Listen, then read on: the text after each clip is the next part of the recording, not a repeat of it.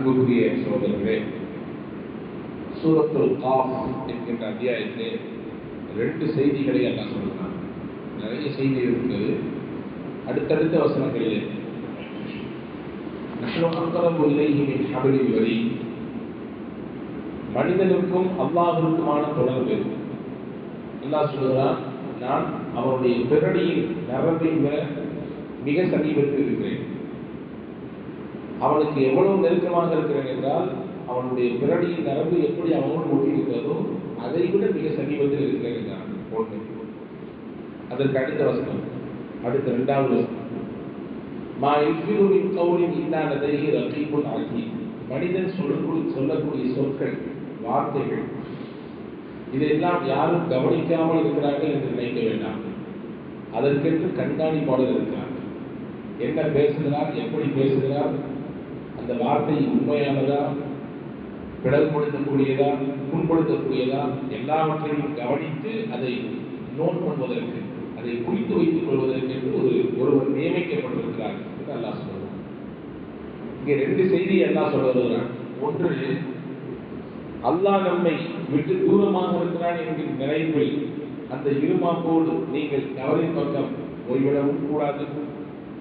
நீங்கள் சொல்லக்கூடிய சொற்களிலிருந்து, செய்யக்கூடிய செயல்களிலிருந்து எல்லாவற்றையும் அல்லாஹ் கவனிப்பதற்கென்று ஒரு கவனிப்பாளரை ஏற்படுத்தியிருக்கிறான் என்ற உணர்வோடு நீங்கள் வாழ வேண்டும் என்பதை அல்லாஹ் இங்கே நமக்கு சொல்லியிருக்கிறான். அன்புக்குரியவர்களே, தொழுகையில் இருக்கிறவர்கள் நாம் யாரும் பாவம் செய்வதில்லை இல்லையா? கையை தக்பீர் கட்டிவிட்டால் யாரும் பாவம் செய்வதில்லை. பாவமான நினைப்பு கூட வருவதற்கு இடம் கொடுக்க மாட்டேங்கிறோம். தப்பான நினைப்பு வருவது கூட நினைக்கிறோம் அப்படி நினைக்கிறோம். அங்கும் இங்கும் கண்ணை ஓடுவதற்கு கூட நாம் நினைப்பதில்லை. ஏன்? நம்ம அல்லாஹ் பார்த்துட்டு இருக்கிறான், அல்லாஹ்வுக்கு முன்னாடி நிற்கிறோம், நம்ம அல்லாஹ்வை வணங்கி கொண்டிருக்கிறோம் என்ற உணர்வு. அல்லாஹ் சொல்கிறான், இந்த உணர்வு உனக்கு தொழுகையில் மட்டும் இருந்தால் பார்த்தாது, ஒரு வாழ்க்கை முழுக்க இருக்க வேண்டும். அன்புக்குரியவர்களை, எப்படி தொழுகிற பொழுது அல்லாஹ் பார்க்கிறான் என்பதனாலே அங்கும் இங்கும் பார்ப்பதில்லையோ, வெளியே போனதற்கு பிறகு கண்களை அங்கும் இங்கும் ஓட்டாதே. தொழுகிற பொழுது எப்படி அல்லாஹ் பார்க்கிறான் என்ற உணர்வு இருப்பதனாலே நீ பாவம் செய்வதில்லையோ, அப்படி நீ தொழுகைக்கு பிறகும் கூட பாவம் செய்யாதே. இப்படி நீங்க எல்லாத்தையும் பட்டியல் கொடுங்க. உமரதியல்லாஹுடைய காலம், உமரதியல்லாஹு ராத்திரி நேரத்துல நகர்வனம் வருவாங்க, ஊர் ரவுண்ட் அடிப்பாங்க. ஊர் ரவுண்ட் அடிக்கிறாங்க, மக்களின் குறை என்ன என்பதை மாறுவேடத்தில் போய் கண்டறிவது. அப்படின்னு போயிட்டு இருக்கும் பொழுது ஒரு வீட்டுக்குள்ள இருந்து ஒரு இளம் பெண்ணின் கவிதை வரிகள், அதாவது சரி, நான் உங்களுடைய உள்ளத்தை ரொம்ப தச்சிருச்சு, புண்படுத்திருச்சு. ஆனாலும் கூட அந்த பெண்மணி இடத்துல இருந்த இறைச்சம், அல்லாஹ் பார்க்கிறான் என்ற உணர்வு, அதற்கு வந்து எல்லாமே ஆச்சரியப்படுத்தி. என்ன படிச்சாங்க அந்த அம்மா அப்படின்னா, அந்த பெண்மணியினுடைய கணவர், அந்த அம்மாவும் வாலிப பெண், அவருடைய கணவரும் இளைஞர். அந்த காலகட்டங்களில் அதிகமான முறையிலே பல நாடுகளில் போர் நடந்தது. பல பகுதிகளில் மறுபடியும் ஆட்சியில் தான் இஸ்லாம் விரிவடைந்தது, பல்வேறு பாகங்களுக்கு போய் சேர்ந்தது. எனவே அங்கங்கே ராணுவ முகாம்கள் இருக்கும், அதற்கு நிறைய ஆட்கள் தேவைப்படும். அங்கங்க விருப்பப்பட்டவங்க போய் சேர்ந்துக்குவாங்க. அப்படி இந்த பெண்ணினுடைய கணவரும் போருக்கு போயிருக்கிறார், ராணுவ அந்த முகாமிலே இருக்கிறார். அந்த அம்மா படிக்கிறாங்க, என்னுடைய கணவனை இழந்து நான் ராத்திரி எல்லாம் எனக்கு வெறுமையாக போய்விட்டது. அல்லாஹ்வின் அச்சமும் அல்லாஹ் பார்க்கிறான் என்ற உணர்வு மட்டும் இல்லாமல் எனக்கு இருந்ததுதான்.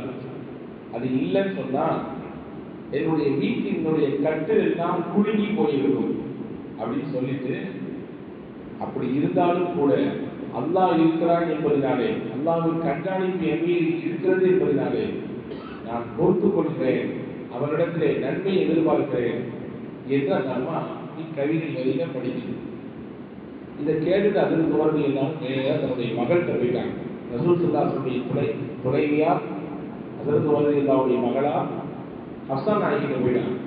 போய் கேட்டாங்க, ஒரு கணவன் அவனை விட்டு ஒரு மனைவி எத்தனை நாள் வரை பிரிந்திருக்க முடியும்? தன்னுடைய உடலால், தன்னுடைய உள்ளத்திற்கு ஏற்படக்கூடிய சிந்தனை சிதைவால் இதை தடுத்து எத்தனை நாட்கள் இருவரும் பிரிந்திருப்பதற்கு வாய்ப்பு இருக்கிறது அப்படின்னு கேட்டவொன்னு அந்த அம்மா சொன்னாங்க 4 மாசம் தான், 4 மாதங்கள் வரை அவர்கள் பிரிந்திருக்கலாம்.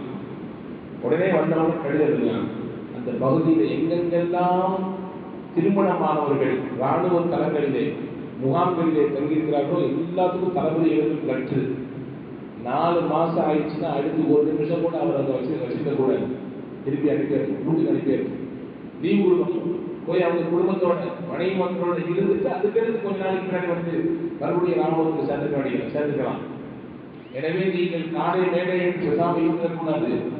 உங்கள் குடும்பத்திற்கு நீங்கள் ஆற்ற வேண்டிய ஹக்குகளை கடமைகளை நீங்கள் சிறப்பாக நிறைவேற்ற வேண்டும் என்று அதற்கு உமரதி எல்லாம் கடிதம் எழுதினாங்க. அதுக்கடுத்து 4 மாசத்துக்கு மேல யாரையும் ராணுவத்தை தங்க வைக்கிறது இல்லை அப்படின்ற ஒரு முடிவை அதற்கு உமரதி எல்லாம் வரும். என்ன நமக்கு செய்திங்கன்னா அந்த பெண்ணினுடைய இரையச்சம் தான் உமரதி எல்லாம் இப்படியான ஒரு முடிவை எடுக்க வைத்தது.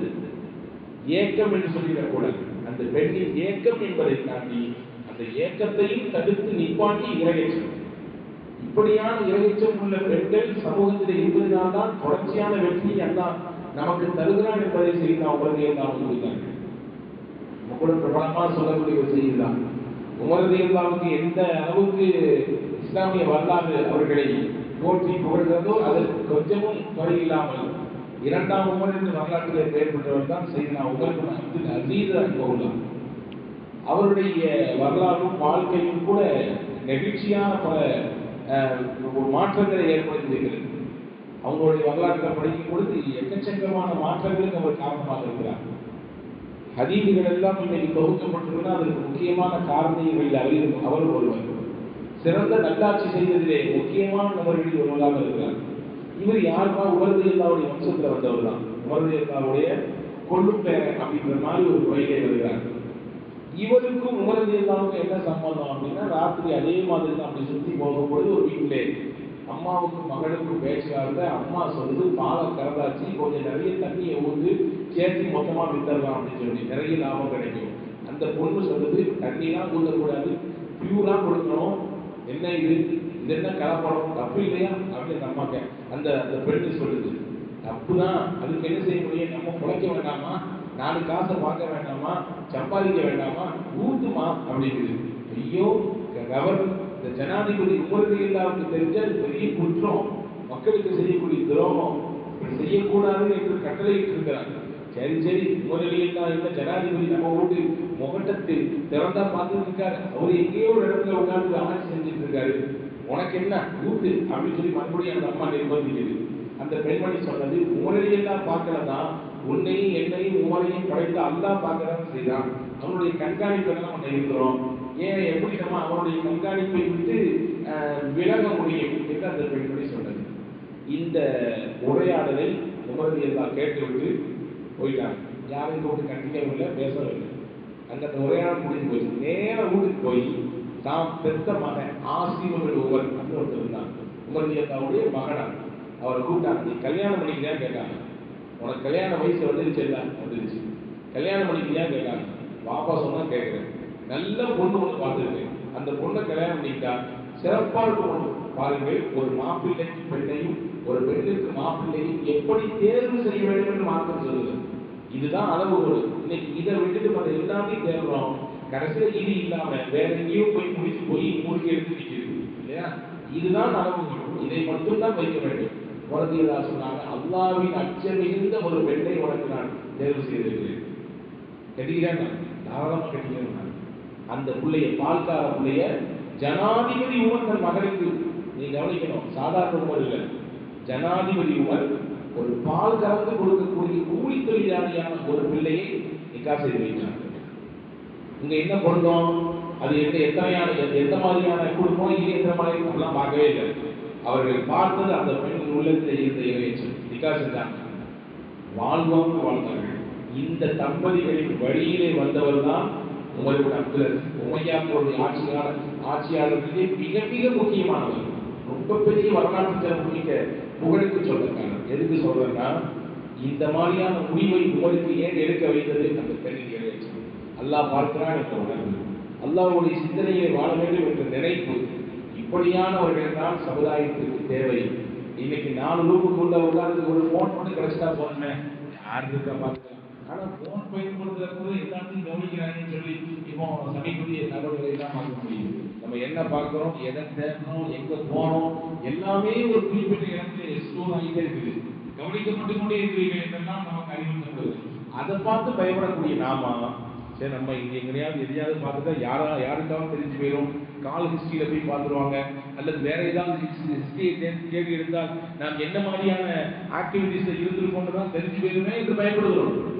அல்லாஹ் பார்க்கிறான்ற உணர்வு நமக்கு வருது. எனவே அந்த உணர்வு வறுமையானால் நிச்சயமாக நம்மை விட அல்லாஹ்விடத்தில் நெருக்கமானவர்கள் யாராகவும் இருக்க முடியாது. வல்லவன் அல்லாஹ் அப்படிப்பட்ட உயர்ந்த நற்சிந்தனைக்கு சொந்தக்காரர்களாக உங்களையும் என்னையும் எல்லா மக்களையும் அல்லாஹ் ஆக்கிய புரிவானாக. ஹக்கி செய்து நாம் முகமதின் வாதிஹி வாஸ்ஹா